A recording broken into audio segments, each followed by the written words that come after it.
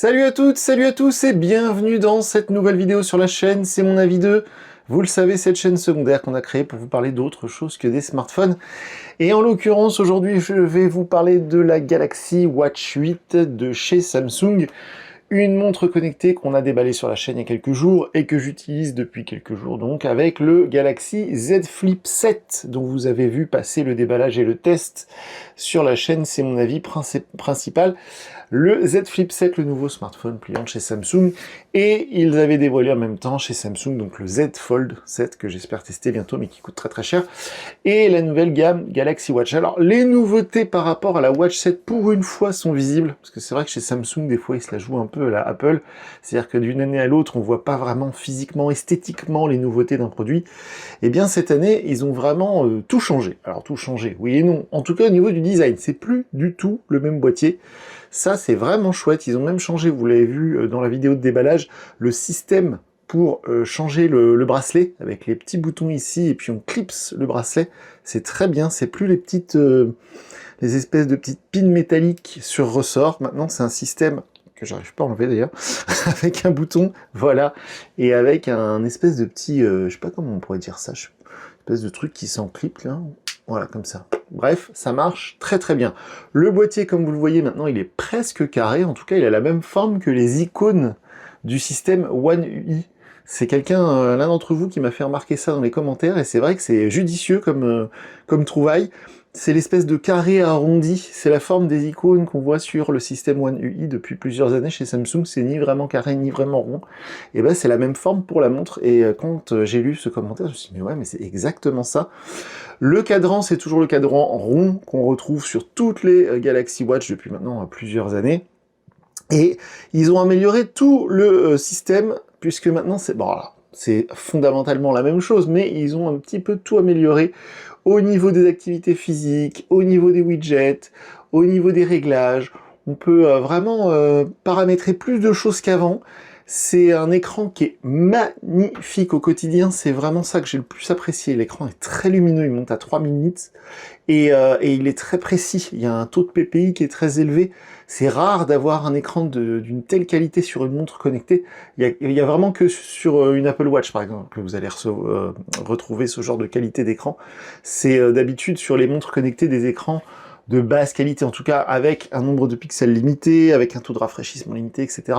Là, on a vraiment un écran qui est digne d'un smartphone, et ils ont collé ça sur une montre, et en plus de ça, ce qui est très impressionnant, je trouve, techniquement, c'est que le boîtier, quand on enlève le bracelet en silicone, il ne pèse que 30 grammes.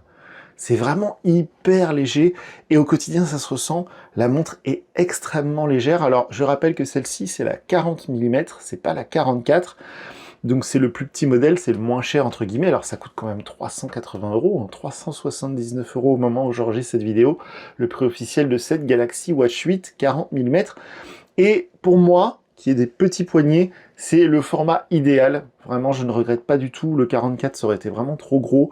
En plus, les bords métalliques, parce que c'est de l'aluminium, un peu saillants. Alors, je dirais pas que ça a tendance à s'accrocher dans tout ce que je croise, mais ça peut être un petit peu gênant, entre guillemets, c'est-à-dire que ça dépasse un petit peu. Alors, pas beaucoup, mais par rapport au boîtier rond de la Galaxy Watch 7, par exemple, c'est un tout petit peu plus encombrant. Alors, certes, c'est plus joli, mais c'est vrai que ça peut se coincer dans, voilà, peut-être un habit, une poignée de porte, quelque chose. Donc le 44 mm, par définition, vu qu'elle sera plus grosse, il y a encore plus de chances que vous vous accrochiez quelque part. Donc pour moi, le 40 mm, c'est vraiment le format idéal. En plus, cet écran, maintenant, il est quasiment bord à bord. Ils ont vraiment assuré, c'est le cas de le dire, parce qu'on a quelque chose qui ressemble presque à du borderless. C'est dur de vous montrer, parce que j'ai rien qui est en plein écran blanc pour vous faire voir le... Si, peut-être la météo, voilà, la météo, elle est pas sur fond noir, donc je vais peut-être vous montrer, voilà. On a presque, je sais pas si vous allez voir, un vrai bord à bord. Les bordures sont de plus en plus fines chaque année passant, et du coup, cette année, on a vraiment presque plus de bordures. Alors, elles sont encore un petit peu présentes, mais l'écran fait quand même quasiment 1,5 pouces, donc c'est grand encore une fois pour un écran de montre connectée, et quoi qu'on fasse dessus, c'est super lisible, c'est vraiment agréable, et la seule fois où j'ai utilisé une montre connectée où c'était encore plus lisible, encore plus grand, c'était l'Apple Watch Ultra, qui reste quand même la référence du marché. Mais franchement, pour une montre connectée, alors moi je le dis souvent, depuis maintenant même plusieurs années, Pour moi, il y a l'Apple Watch. Alors l'Apple Watch Ultra qui est au-dessus mais qui coûte beaucoup plus cher, mais l'Apple Watch par exemple, la série 10 qu'on a testée sur la chaîne, elle est vraiment excellente, elle est quasiment parfaite, certes c'est cher. Et juste en dessous, il y a toutes les Galaxy Watch.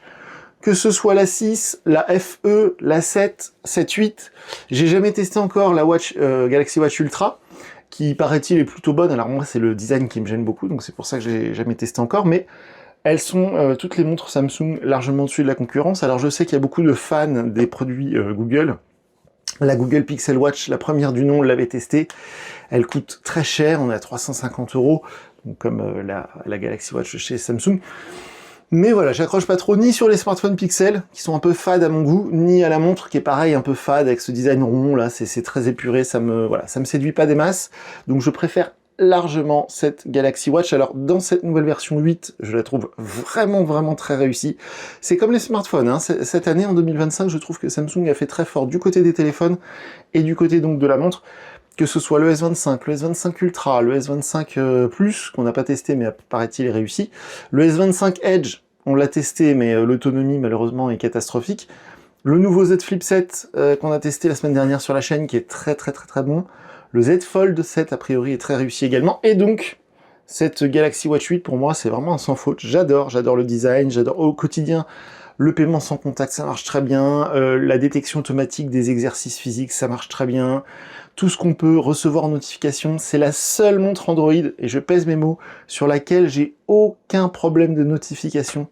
Vous savez, sur toutes les montres Android, les montres connectées qu'on peut tester sur la chaîne, on a testé peut-être une vingtaine différentes, il y a toujours au moins une appli où les notifications du téléphone n'arrivent pas sur la montre, ou inversement, parfois même les notifications elles arrivent en double, etc. Là, pas du tout.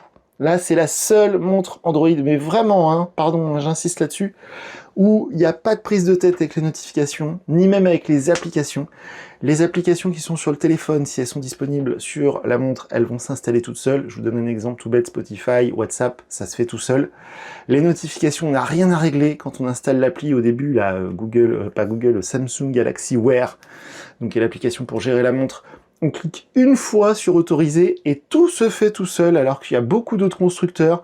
Par exemple, moi j'adore la marque Nothing, vous savez, sur la chaîne on teste beaucoup de smartphones Nothing, et la montre connectée Nothing, la nouvelle, la Watch Pro, l'ancienne, la CMF Watch CMF 2, je sais pas quoi, enfin, toutes les montres connectées Nothing qu'on a pu tester sur la chaîne, elles sont très bien, mais à chaque fois c'est le même problème, il faut aller donner des autorisations à chaque application une par une, pour que chacune puisse envoyer des notifications à la montre, c'est un bazar pas possible. Là, chez Samsung, je sais pas comment ils ont fait, on lance, donc je le disais, Galaxy Wear, on clique sur autoriser et il n'y a plus rien à faire après. Ça, c'est vraiment génial. Alors, mon cadran à moi est peut-être un peu triste parce que c'est que des informations utiles. L'heure, la date, le pourcentage de batterie, le nombre de pas et la température. Mais évidemment, des cadrans, vous en avez plein à disposition. Il y en a plus d'une centaine officiellement supportés par Samsung.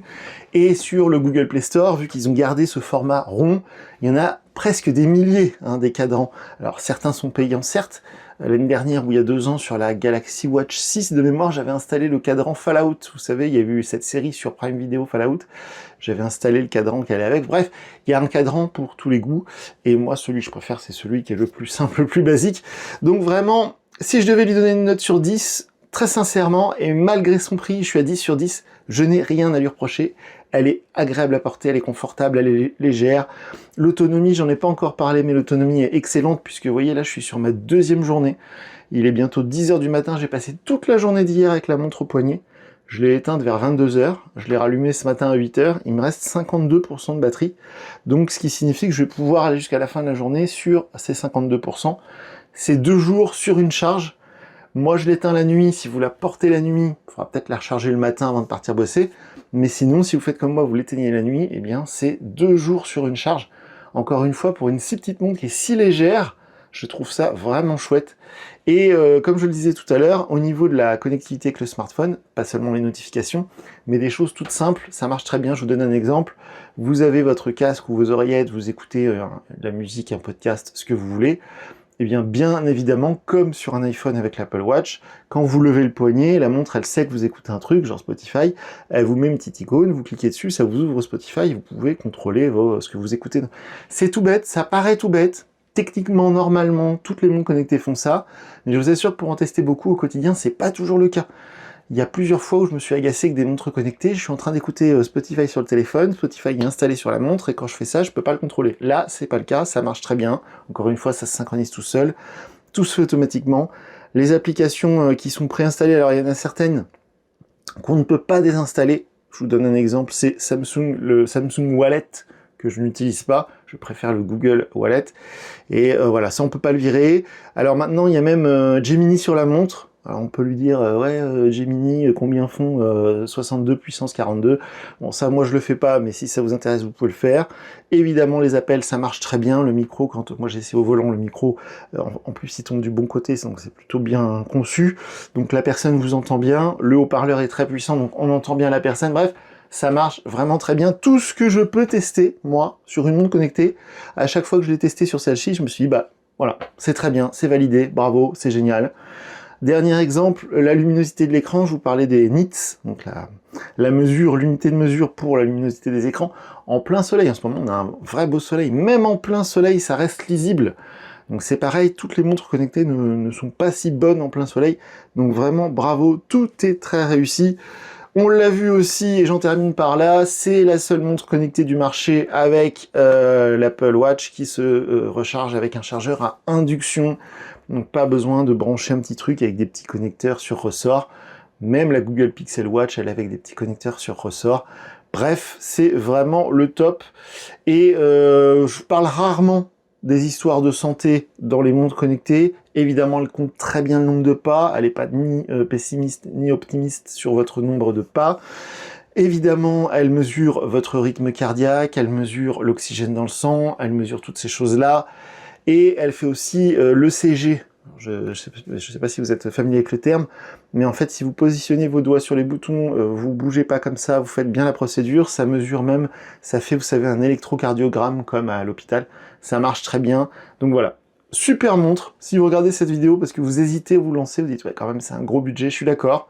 380 €, c'est beaucoup de sous, mais si vous cherchez la meilleure montre connectée, et surtout si vous êtes sur du Samsung, parce que si vous êtes sur une autre marque de smartphone, ce serait peut-être plus logique d'acheter la montre qui va avec votre smartphone, mais voilà, si vous avez du Samsung, c'est top de chez top, et personnellement, il y a un mois et demi, on avait testé la Galaxy Watch 7, et la Watch 7 qu'on trouve vraiment pas cher maintenant, vers les 200 €, elle est excellente. J'ai adoré et je continue d'adorer cette montre connectée, mais celle-ci, elle a un tout petit cran au-dessus, à tous les niveaux, et en plus ce nouveau design, je l'adore. Donc bref, je valide complètement cette nouvelle Galaxy Watch 8. Comme d'habitude, si vous avez des commentaires à faire, si vous êtes d'accord, pas d'accord, les commentaires sous la vidéo sont ouverts, donc faites-vous plaisir. On est présent sur les réseaux sociaux, et je vous dis à très bientôt pour une nouvelle vidéo sur la chaîne. Salut!